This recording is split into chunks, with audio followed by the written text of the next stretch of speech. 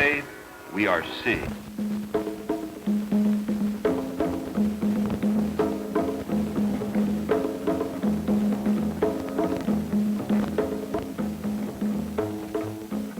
The age of bobby socks and ice cream sodas is gone. These people no longer feel in all cultures and could learn about fresh thinking from them. Their energy is boundless. They play hard, but they are also involved. They are free thinking for the most part and not afraid to voice their criticisms. But many more of them have simply dropped out. They have made what they consider their own peace with America, involved in finding out who they are. Discovering the inner man cannot be minimized, but a nation in turmoil needs the vigor, the newness of its young. This exploration, this search for new values, has led into a new and dangerous area, the use of narcotics and hallucinogens.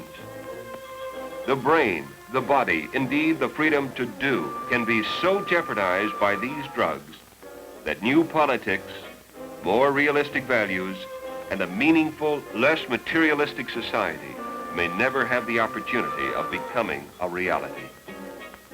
The turned-on people who seem to set many of today's lifestyles are not the only ones smoking grass, popping bennies, shooting speed, or dropping acid. If they were, the problem would be somewhat less tragic.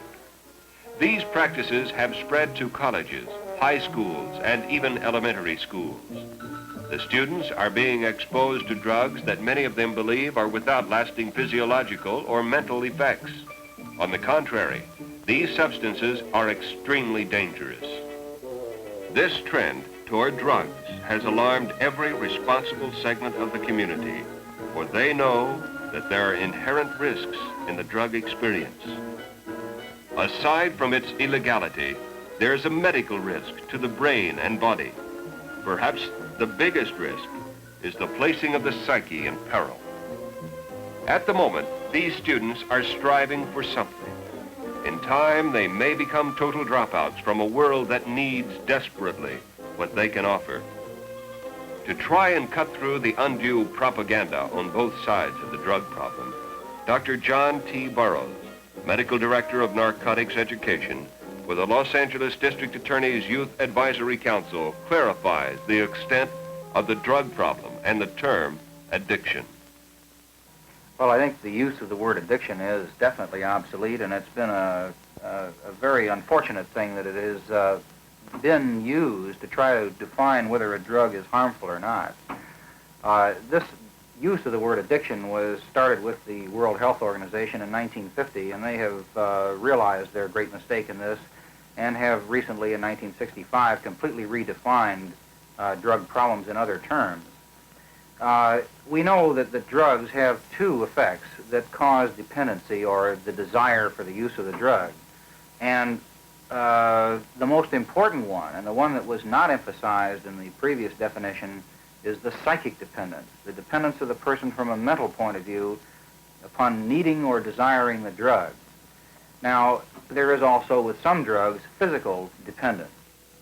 One important part of the drug problem is that so many substances are available or are being made available for use.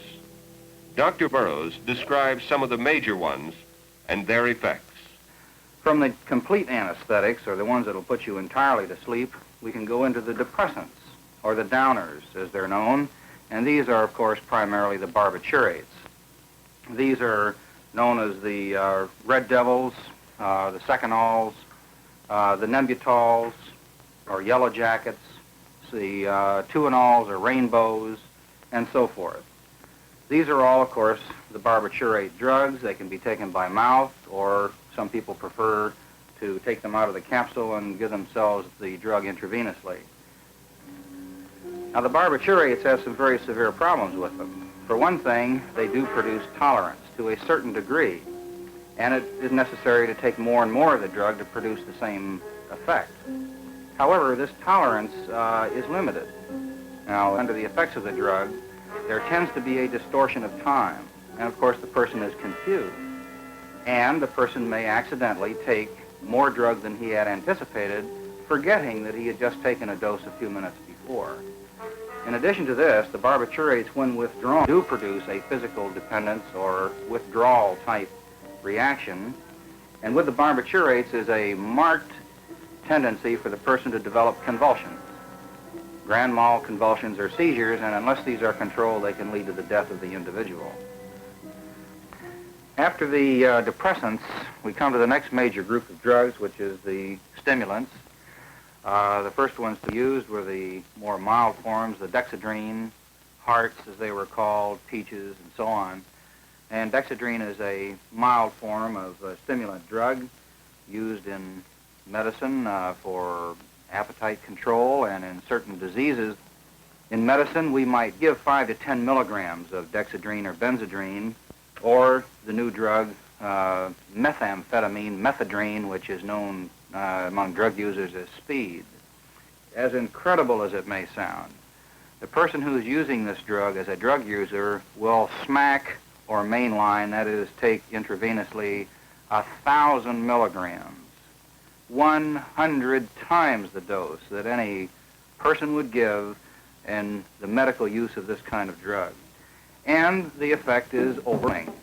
In this kind of dosage, it causes a fantastic speeding up of the mind function, so that the person suddenly feels a rush of tremendous numbers of ideas flashing through his mind, and as a matter of fact, with hallucinogenic type overtones.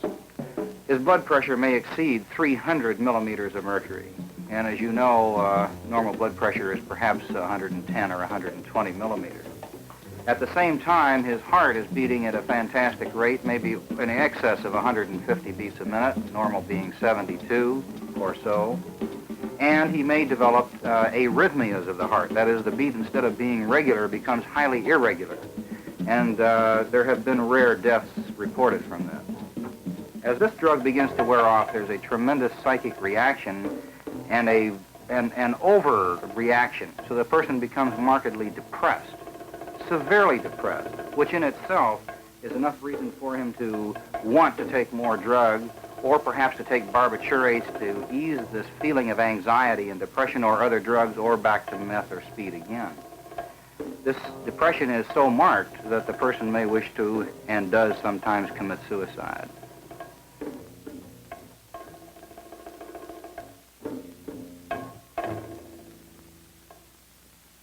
Dr. Burroughs describes 2 more categories of drugs, the deliriants and marijuana. The most important entity, marijuana.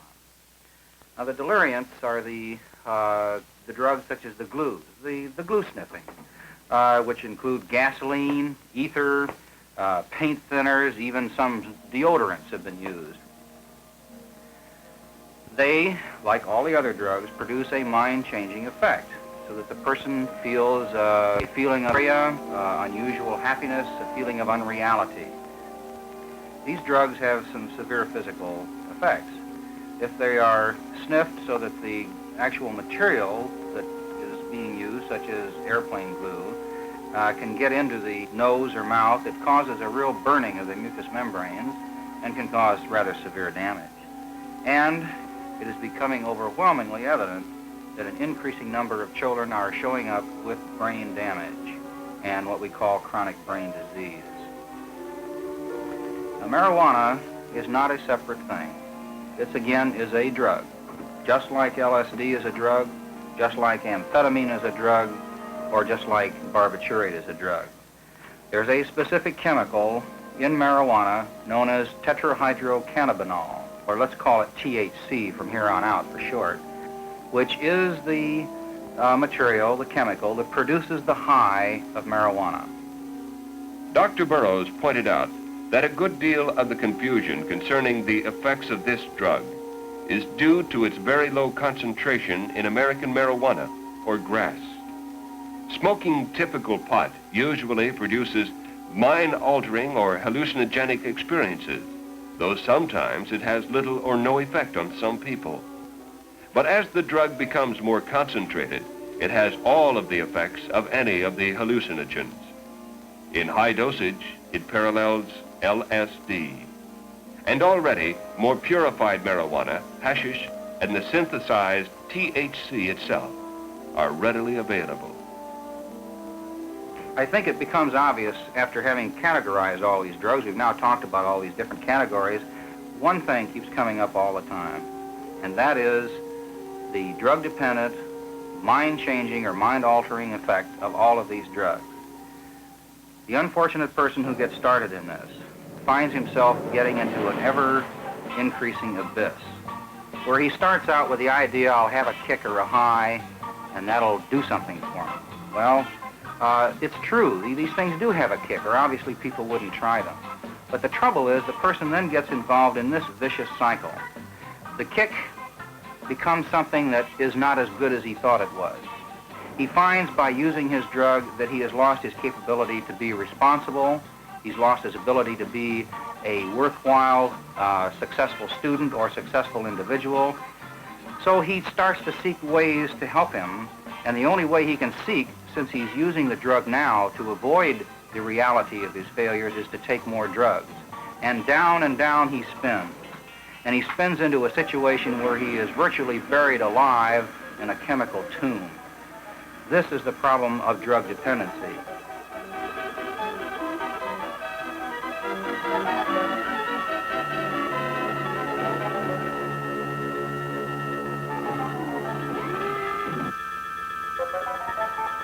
One of the most tragic things about all this, as far as teenagers are concerned, is what this does to the teenager.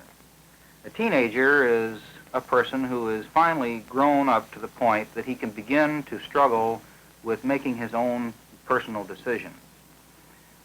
And he makes these decisions and finally learns how to do them, and when he has gone through this decision-making process, he suddenly turns from a teenager to a mature adult. One of the things that will stop it cold sooner than anything else is the taking of drugs. Because in taking the drugs, the person is doing exactly the opposite of what he's trying to do as a teenager. He is putting himself into a position where he cannot make decisions, where he is only irresponsible and incapable of doing this, and he is cutting his life off. But there are other reasons not to smoke marijuana or to take dangerous drugs. Possession of them is illegal. It is not, as many seem to believe today, an unenlightened law. Nearly every country in the world, including the United States, is a signatory to an international law banning the use, sale, cultivation, and possession of dangerous drugs that have no useful place in medicine, such as heroin and marijuana.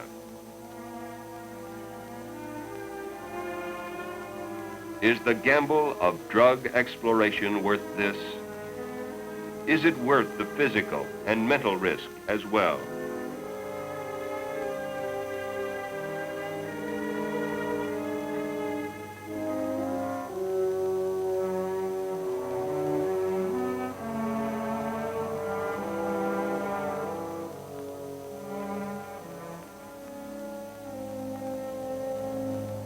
The courts today are crowded with young offenders.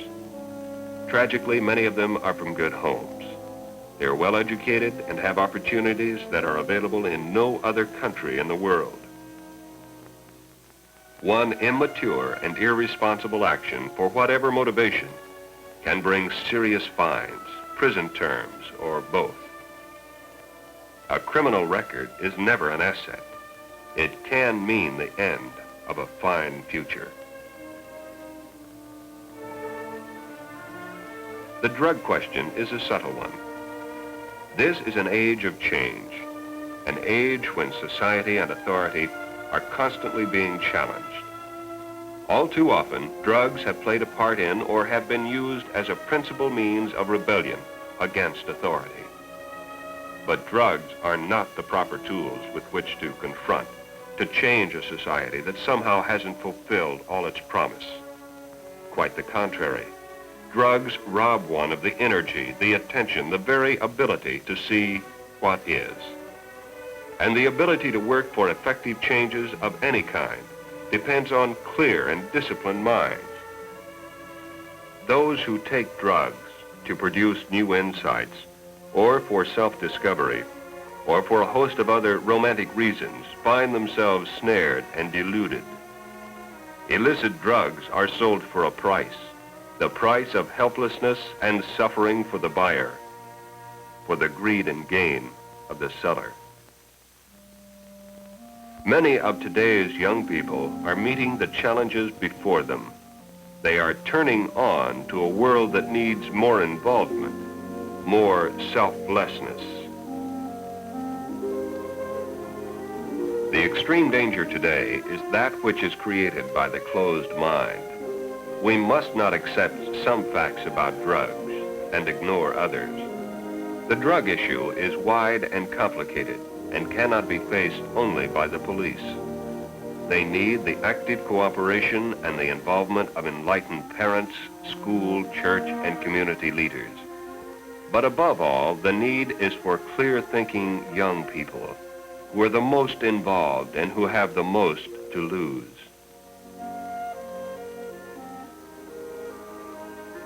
If communication has broken down between the younger and older generations, it must somehow be re-established. At the same time, it will be necessary for the young to communicate common sense, one to the other.